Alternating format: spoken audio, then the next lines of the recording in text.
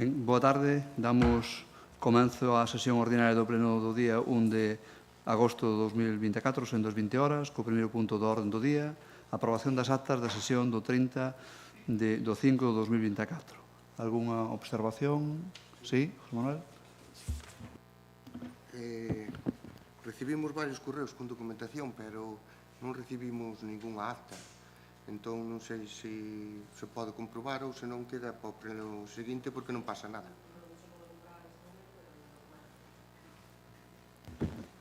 Perfecto. Entón, deixamos encima da mesa ou someteremos ao vindeiro pleno a aprobación da acta da sesión do día 30 do 5 de 2024, despois de que confirmemos que se remite correctamente. Punto número 2 da orden do día, ratificación do convenio da Festa da Pataca coa Diputación da Coruña.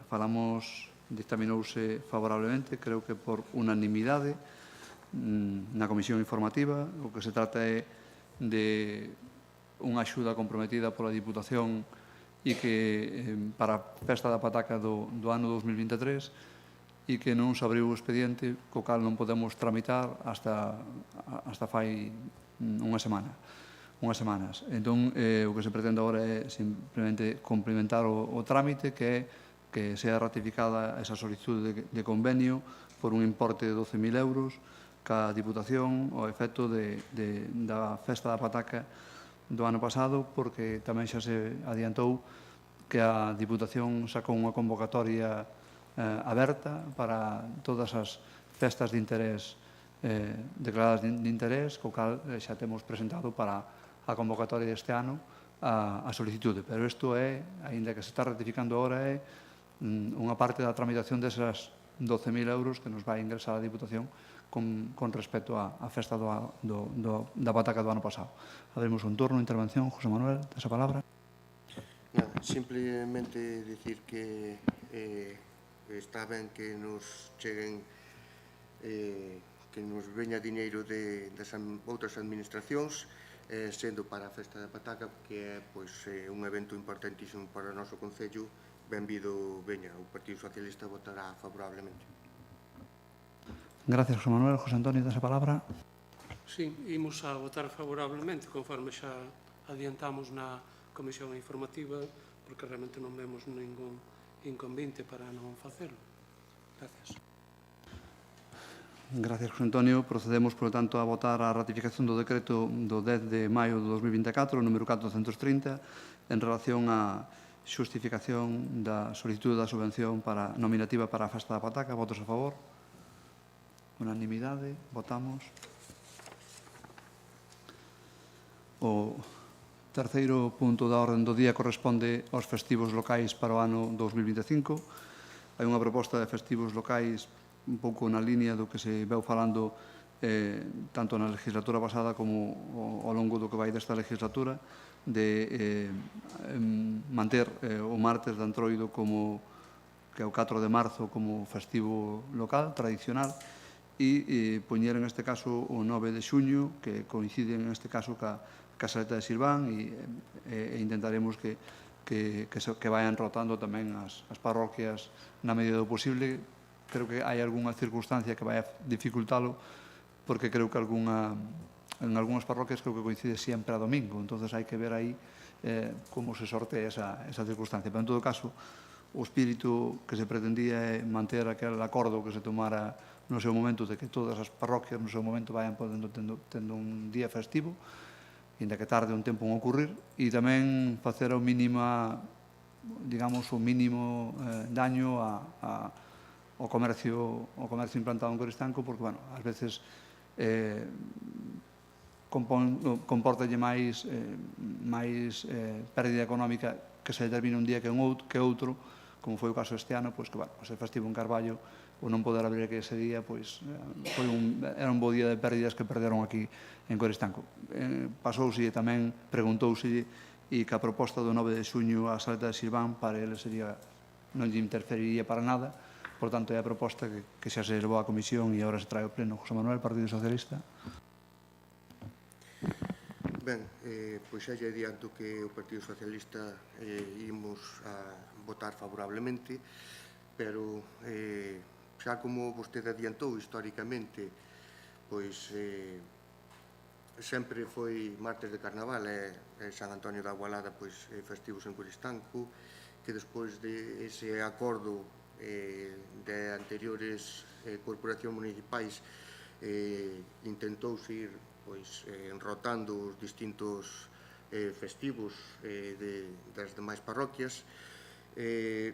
Pois históricamente tamén temos en Coristanco martes de Carnaval. É unha proposta, vamos a decir así, do Partido Socialista, é que quizáis, como fan outros concellos, non teñen en conta o martes de Carnaval e elixen outro festivo calquera, porque así hai máis posibilidades de que todas as parroquias, ou casi todas, poidan ter representado a súa festividade nun festivo municipal.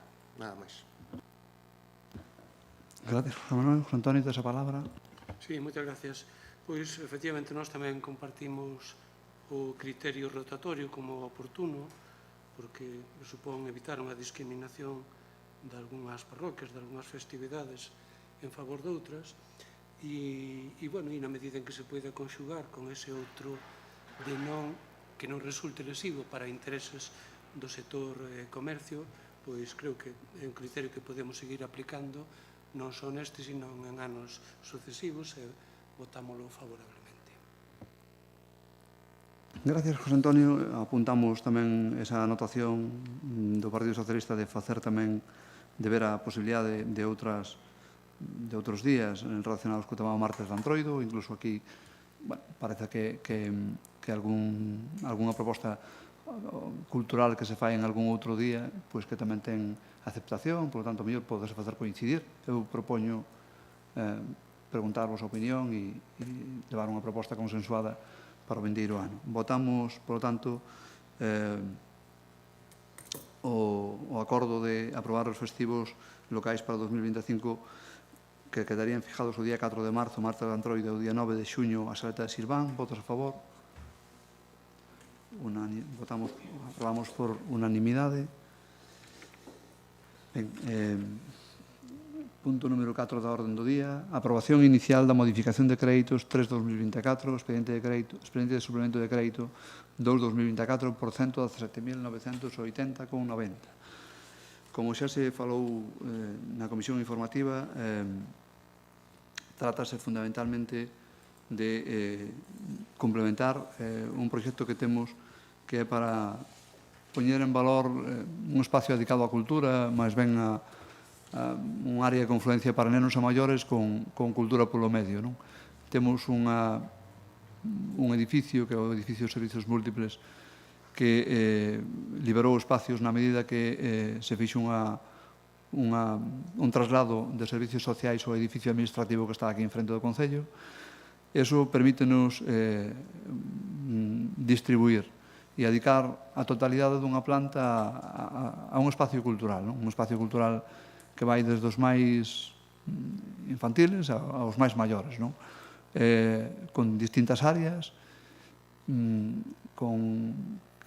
que nos permitan tanto facer traballos colectivos para os rapaces como para puntos de lectura ou puntos de estudio para aqueles que poden estar xa en outro nivel académico ou que poidan ir incluso os máis maiores a ler o periódico, porque tamén é un sitio que se pode prestar.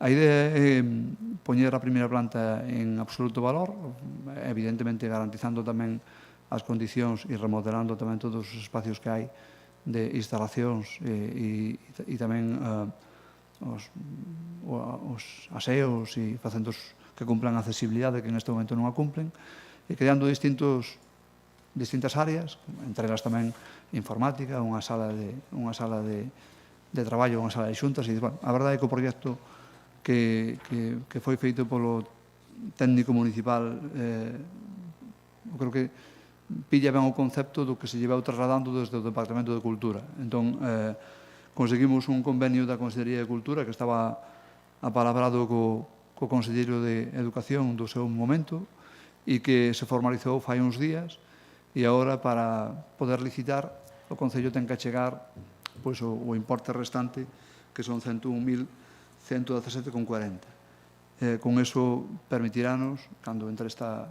modificación en vigor, licitar ese proxecto. Despois había tamén, falo da biblioteca porque me parece que é o máis relevante desta modificación, porque son 101.000 euros dos 117.000 que se dispoñen. O resto é os proxectos de expropiación de dous actuacións que estaban tamén, que foron obxecto de consenso da Corporación Municipal e que son a Rabadeira, unha mellora da beirarrúa na Rabadeira e a senda Torre Braña. Foron, a verdade é que os redactores foron bastante máis lentos. A verdade é que tamén houve problemas para atopar as notas simples e os datos necesarios para identificar os propietarios, e agora o que se pretende é, en primeiro lugar, resolver a cuantía dos proxectos de expropiación, e esos proxectos de expropiación traerémoslos a pleno a maior brevedade posible para que poidamos aprobar o propio proxecto, porque agora o que estamos facendo é dotar de crédito para pagar os traballos técnicos. Despois aprobaremos o proxecto. Unha vez que aprobemos o proxecto de expropiación, faránse as actas de ocupación e os correspondientes depósitos que nos permitirán ter a disponibilidade dos terrenos, que é o paso previo para poder dotar de crédito a obra, ou un dos casos que é Torre Braña, que ten financiación da Diputación, pois evidentemente que a Diputación nos levante condicións e poder meter ese proxecto en contratación. Os outros, na medida do posible, pois quedamos en dotalos con fondos propios aqueles que non entraron no postcomplementario do seu momento. Isto é un pouco o que se pretende con esta modificación.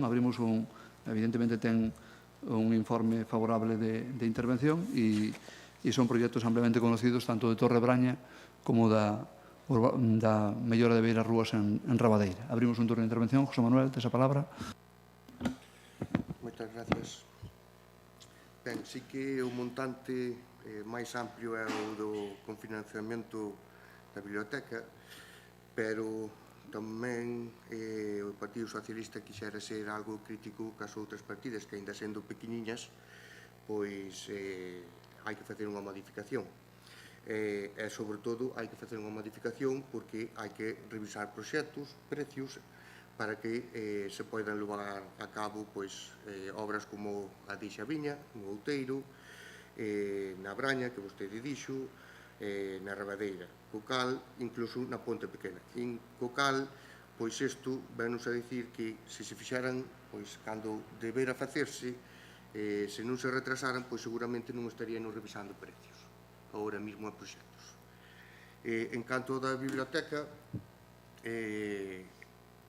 aínda que técnicamente o outro día dei unhas pinceladas, sí que é interesante que teñamos unha biblioteca, pero aínda é máis interesante que teña visibilidade, que este disponible, que teña horarios perfectamente acordes cos seus usuarios. En ese sentido, non rogaríanos que tiveran en conta eso, porque de nada vale invertir 200.000 euros se despois está pichada. Benvida tamén esa chega dende a Xunta de Galicia, evidentemente o Partido Socialista votará favorablemente. Nada máis. Gracias, José Manuel. José Antonio, tes a palabra. Gracias, señor alcalde. Bueno, como vostede xa apuntou, claro, as 7 partidas que compoñen esta modificación de crédito non gardan demasiada relación entre sí. A primeira delas, que a redacción do proxecto para expropiación de obras da senda pionil da Rabadeira, é unha idea xa bella, porque, se mal non recordo, xa se abordou e xa se aprobou durante a legislatura anterior, creo que incluso no segundo exercicio desta. As 5 seguintes son, como acaba de apuntar o portavoz do PSOE, para proxectos técnicos de revisión de precios. Efectivamente, se o calendario se cumprira, no seu momento non teríamos que abordar o lóxico incremento que se produciu nos precios durante todo este tempo. pola súa cuantía, claro, o que merece unha especial atención e comentario é a ampliación da biblioteca.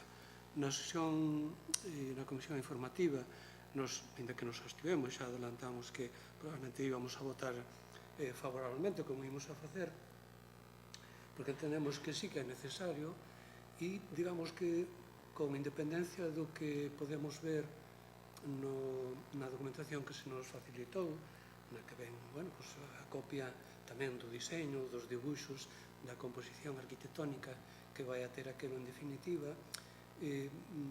insistimos en que nos preocupa que logo eso sexa funcional. Preocúpanos tamén a capacidade de andéis, a capacidade para almacenar libros, que por algo é unha biblioteca. Eu xa sei que cos tempos que corren defender a almacenaxe de libros en papel parece unha utopía, porque a tendencia é a que todos... Eu, claro, polos anos que teño xa non son tan partidario delo, e pareceme que conservar libros é importante hasta no sentido patrimonial, porque hai moitos deles que chegará un momento, son edicións que obviamente non se reproducen, e telos aí sempre como elemento de consulta pode ser interesante. A parte que todo é cíclico na vida, e da mesma maneira que agora, 20 anos despois, volven a comprarse vinilos, cando xa os consideramos erradicados do mapa musical, pois cos libros vai pasar tamén exactamente o mesmo. E, finalmente, non menos importante, a mí pareceme que para que a biblioteca e a inversión que se vai a facer nela teña sentido, o que hai que facer un esforzo de dinamización da biblioteca como tal, verdad? Que a xente participe. Eu sei que é unha tarefa difícil, todos os concellos se queixan das dificultades que teño para atraer a xente ás bibliotecas, pero, hai que intentarlo todo. Se é necesario crear un clube de lectura para que, polo menos, esas 10, 12 persoas estén por ali con certa frecuencia e unha vez ao mes pois se debata, se converse sobre unha lectura posta en común por todos, pois é unha maneira de incentivar a xente.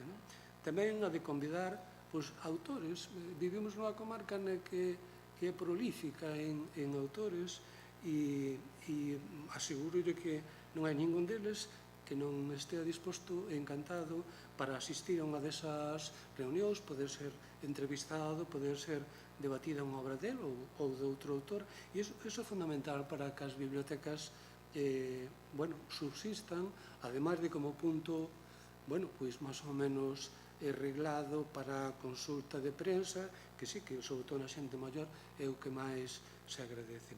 En definitiva, se logo hai un compromiso de orientar a posta en marcha conforme acabamos de apuntar, pois tanto mellor. Imos a votar favorablemente. Moitas gracias. Ben, comparto o de conservar un fondo bibliográfico máis amplio posible, comparto de estimular a xente a que vai á biblioteca. Eu creo que é un hábito san e o primeiro que temos é que ter a instalación adecuada e que invite a eso. Non dudo de que, en canto teñamos ese edificio que invite, autores que existen pois estarán a disposición de quen realmente queira vivir esa experiencia. Eu creo que Coristanco siguen faltando pois aínda moitos servicios que xa están moi presentes en outros concellos, pero son pequenos pasos, non? As cousas, se un fai canchas deportivas ou vai arreglando isto, ou outro a xente termina sendo consumidora deso. Eu teño esperanza en que a biblioteca, dunha forma humilde, pero digamos que preste, que dé un bo servicio ao Concello, e por iso abría a todos os ámbitos. Probablemente habrá que definir moi ben ese espacio de xogo moi infantil, habrá que probablemente non coincida que as persoas maiores que están lendo o periódico mellor pola mañán, e que tampouco coincida cos que están estudiando pola tarde e noite, que estarán preparando unha oposición ou que sei, que pode ser un punto deles, un punto. Iremos vendo, e aí eu creo que entre todos temos que definir cal é o produto que presentamos, de se é un formato de libre acceso, incluso que pode estar aberto 24 horas con cierta responsabilidade. Eu estou aberto a todo, pero creo que o primeiro paso era eso, conseguir financiación.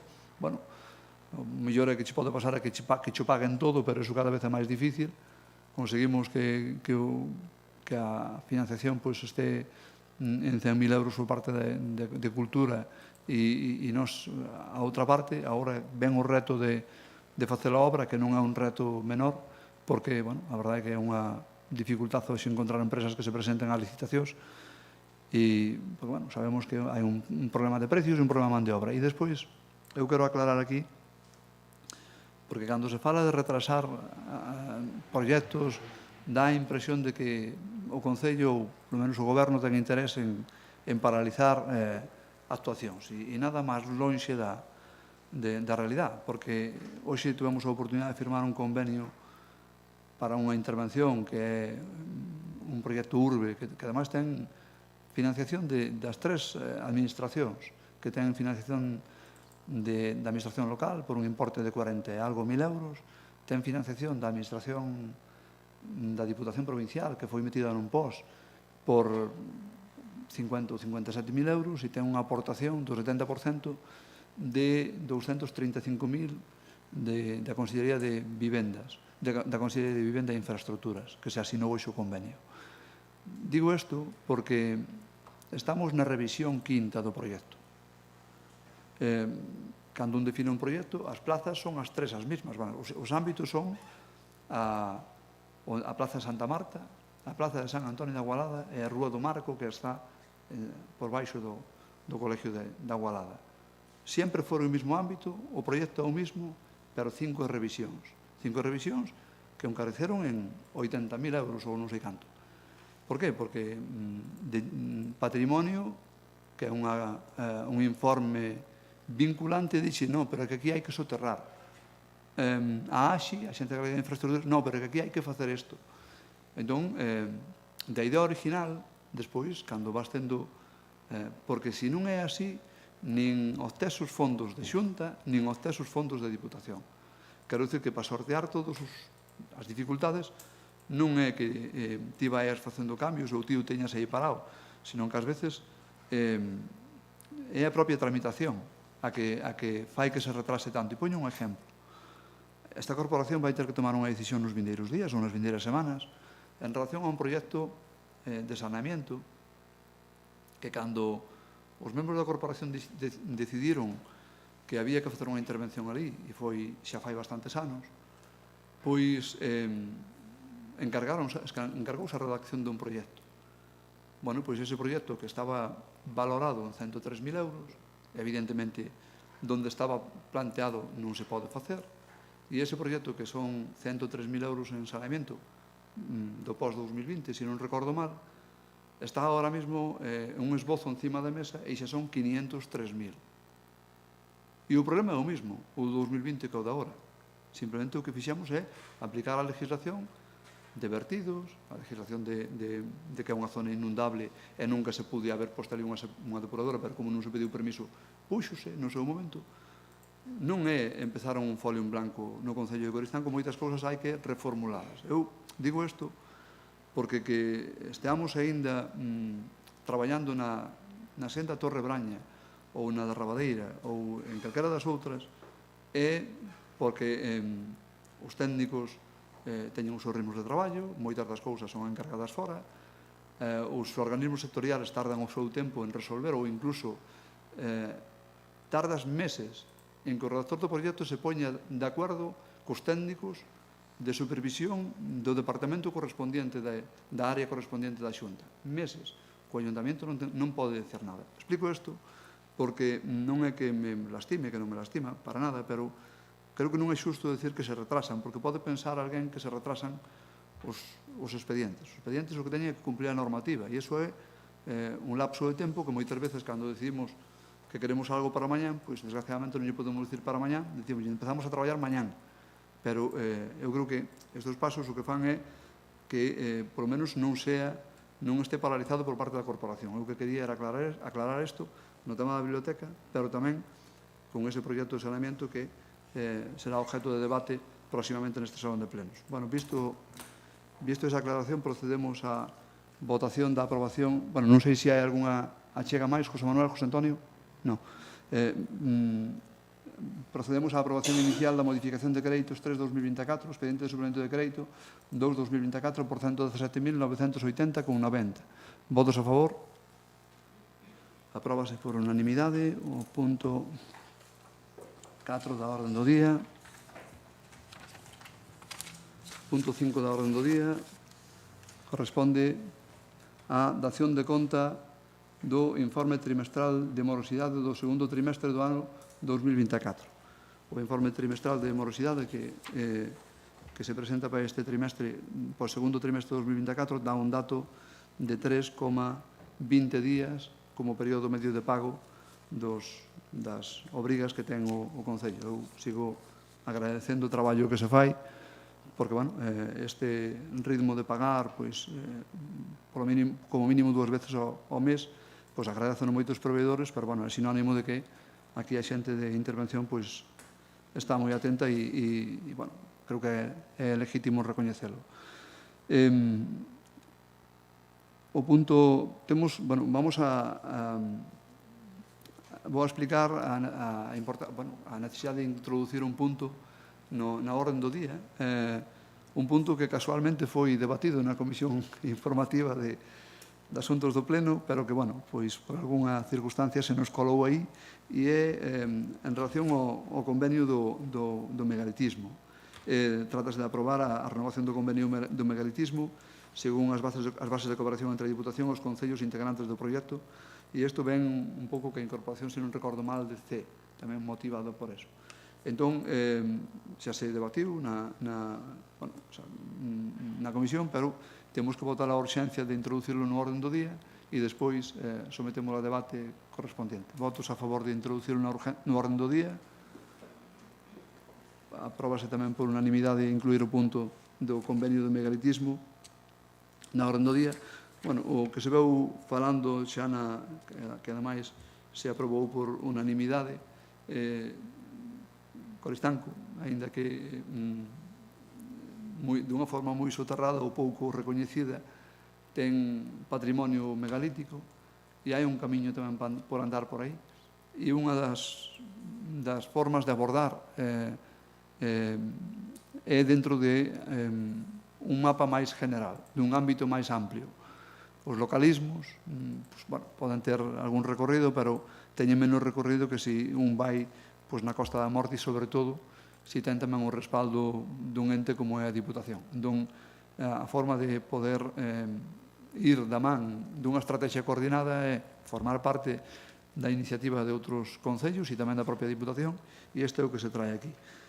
Tamén unha pequena observación que no segundo punto do orden do día, pois, faise aí tamén, evidentemente, no que se levou a comisión estaba ben, pero neste está mal, que pon nomear a José Manuel López Varela, alcalde do Concello de Laracha, e a Patricia Bello Canedo, Concelleira de Cultura.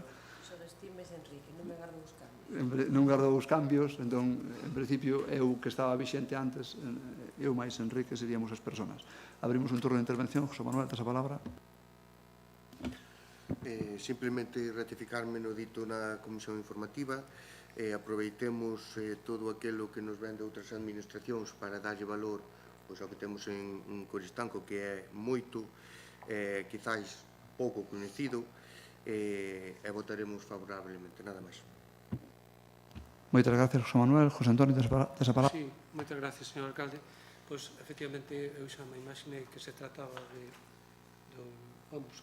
se pasara a meterlo na orde do día, pero, bueno, viña como expediente porque eu tiña na cabeza. Eu tampouco teño moito máis que engadir respecto do que xa manifestei na Comisión Informativa.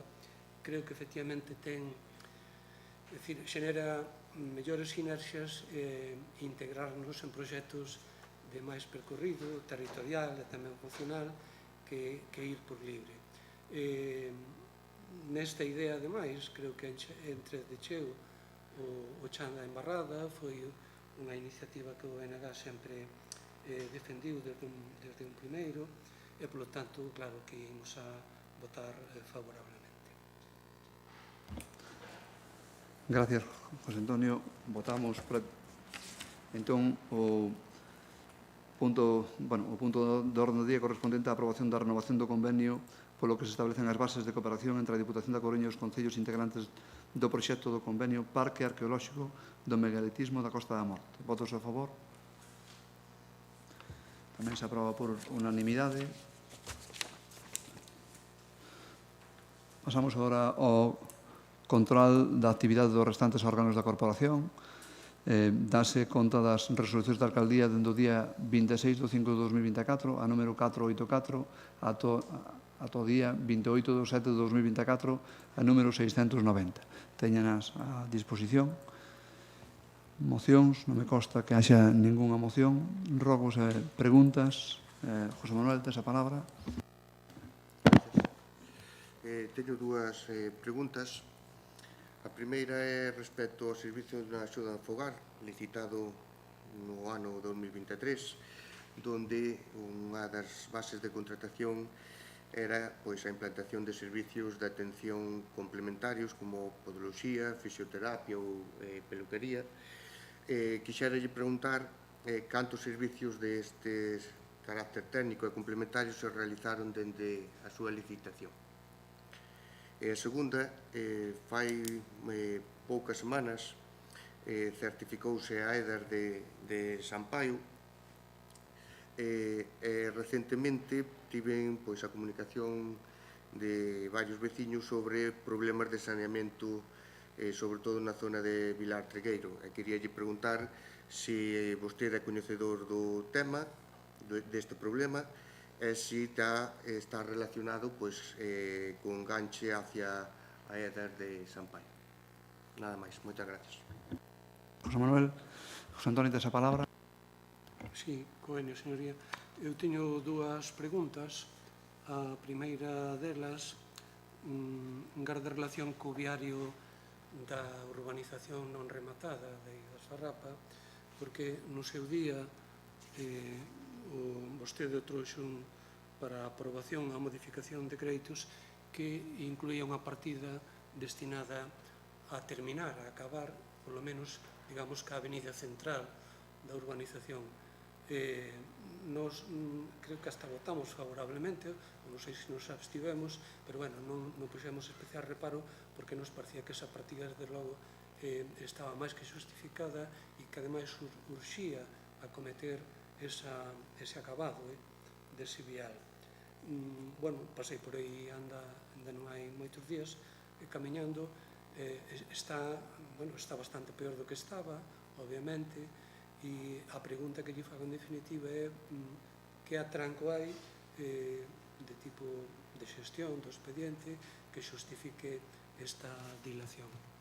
A segunda pregunta garda relación coa moción que no seu día presentou o BNG e creo que foi aprobada pola maioría da corporación para que se lle dedicara unha praza, un xardín, unha rúa ao pediatra Pedro Trasende, e recordo que, en todo caso, nós tamén propoñíamos que podía ser incluso, fora do texto inicial da moción, que podría ser incluso o vial que agora acaba de ser mellorado, que vai desde a glorieta do Carrefour hasta arriba a igrexa parroquial de Oca, pola sencilla razón de que ese vial non deixa de estar unindo a propia casa natal de Pedro Trasende e, a igrexa parroquial, donde además foron bautizadas as fillas, etc. Entón, pregúntolle se ten unha idea xa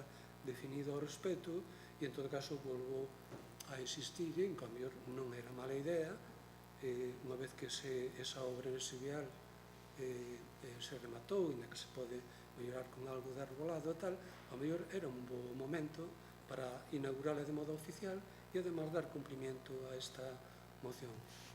Moitas gracias. Gracias, José Antonio. En relación ás preguntas que se formularon no pleno anterior, dúas contestáronse que eran nada máis comuns dos dous grupos da oposición común a pregunta, e creo que quedaba unha en relación ao camiño de San Xusto do Partido Socialista, que era a execución da sentencia do xulgado contencioso número 3 da Coruña en relación ao camiño de San Xusto. Teño coñecemento de que hoxe se asinou un oficio en relación a que se sinalou, se lle comunicou aos afectados que a definición, a sinalización, o levantamento, digamos, a delimitación do camiño está sinalada para o próximo día 6 de agosto ás 9:30 horas. Quero dicir que neste momento ou mañán os afectados terán coñecemento e o Concello exercerá o mandato judicial, ademais con arreglo ao que se entendiu que por parte do técnico municipal e agora tamén con un topógrafo que van implantar o camiño por onde se entende que ten que ir. Creo que están convocados todos os que teñen que estar para que, se todo vai ben, o día, seguindo toda a tramitación que ten que seguir este procedimento, pois o día 6 do 8, ás 9:30 da mañán, se de cumprimento a esa sentencia judicial. Pois nada máis, moitas gracias.